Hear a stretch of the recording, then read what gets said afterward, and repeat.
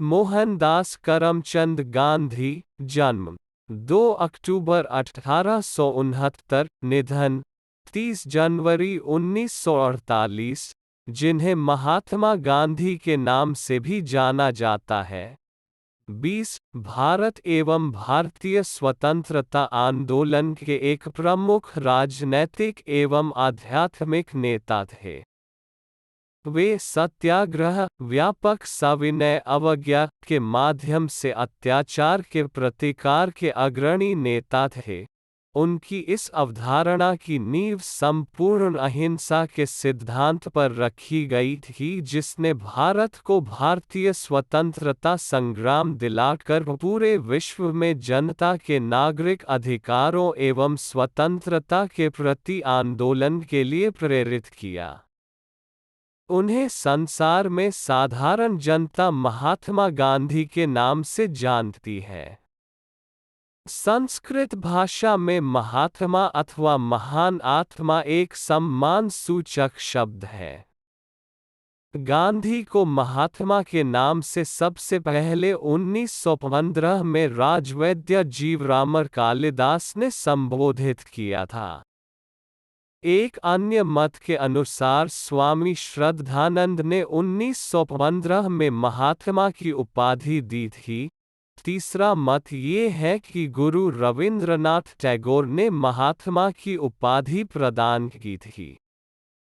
12 अप्रैल 1919 को अपने एक लेख में 21 उन्हें बापू, गुजराती भाषा में बापू बापू अर्थात पिता के नाम से भी स्मरण किया जाता है।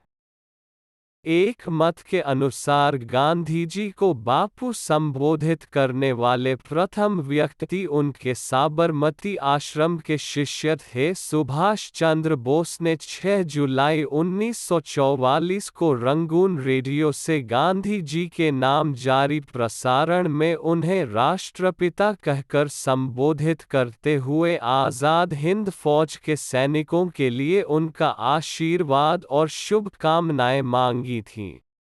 22 प्रति वर्ष 2 अक्टूबर को उनका जन्मदिन भारत में गांधी जयंती के रूप में और पूरे विश्व में अंतर्राष्ट्रीय अहिंसा दिवस के रूप में मनाया जाता है।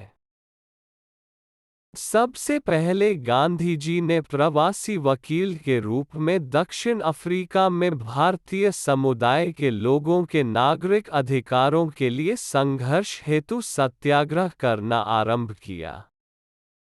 1915 में उनकी भारत वापसी हुई। 23 उसके बाद उन्होंने यहाँ के किसानों, श्रमिकों और नगरीय श्रमिकों को अत्यधिक भूमि कर और भेदभाव के विरुद्ध आवाज उठाने के लिए एकजुट किया। 1921 में भारतीय राष्ट्रीय कांग्रेस की बागडोर संभालने के बाद उन्होंने देश भर में दरिद्रता से मुक्ति दिलाने, महिलाओं के अधिकारों का विस्तार, धार्मिक एवं जातीय एकता का निर्माण व आत्मनिर्भरता के लिए अस्पृश्यता के विरोध में अनेकों कार्यक्रम चलाए। इन सब में विदेशी राज से मुक्ति दिलाने वाला स्वराज की प्राप्ति वाला कार्यक्रम ही प्रमुख था।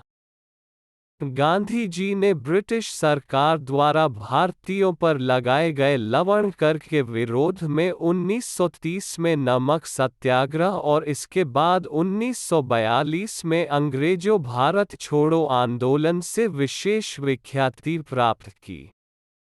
दक्षिण अफ्रीका और भारत में विभिन्न अवसरों पर कई वर्षों तक उन्हें कारागृह में भी रहना पड़ा।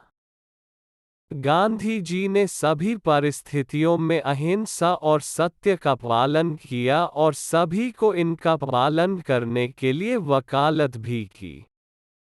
उन्होंने साबरमती आश्रम में अपना जीवन बिताया और परंपरागत भारतीय पोशाक धोती व सूत से बनी शाल पहनी, जिसे वे स्वयं चरखे पर सूत काटकर हाथ से बनाते थे। उन्होंने सादा शाकाहारी भोजन खाया और आत्मशुद्धि के लिए लंबे लंबे उपवास रखे। 12 फरवरी वर्ष 1948 में महात्मा गांधी के अस्थि कलश जिन 12 तटों पर विसर्जित किए गए थे, त्रिमोहिनी संगम भी उनमें से एक है। ऐसे और वीडियो चाहे दो subscribe to my channel, press the bell icon. Thank you for watching my video.